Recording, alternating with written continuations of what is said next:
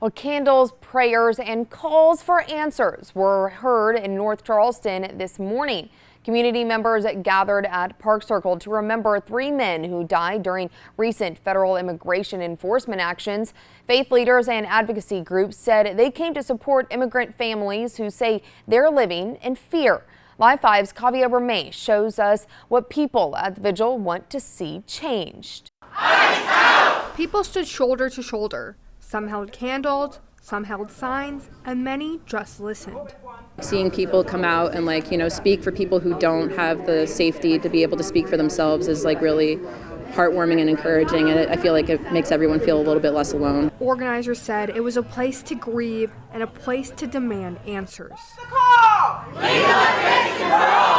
Speakers called out 3 deaths reported in the past week. They spoke about Lorenzo Salgado Araujo, who died July 7th during an enforcement operation in Houston. They also spoke about Juan Sebastian Guerrero, killed last Monday in Maine. And authorities say a 3rd man died Tuesday on a Florida highway while fleeing federal immigration agents. No more lies, no more violence! Organizers say they want each case fully reviewed, and they want changes to prevent more deaths.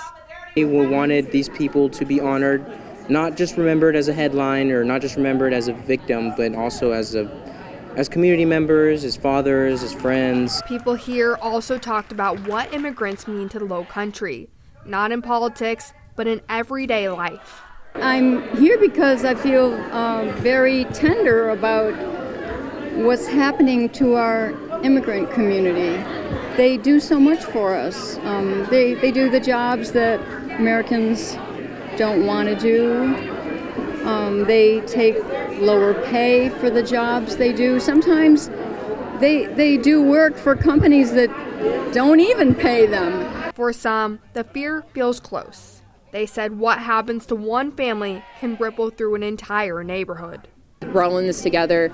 If it's attack on one of us is going to eventually come and visit that kind of violence on the whole community, so we need to let them know that they can't get away with it. Organizers said they were grateful for the turnout. ICE and hatred out of here! But they also said they wish it didn't take tragedy to bring people together. I hate that it takes deaths to bring people out. I would love for us to be more of a proactive community and do things rather than just react to things. But it was really comforting, I guess, really heartwarming to see so many people out here in solidarity. Organizers said the goal was to make space for families to grieve even from afar and to make sure these men are remembered. We won't forget! Reporting in North Charleston, I'm Kavya Ramesh, Live 5 News.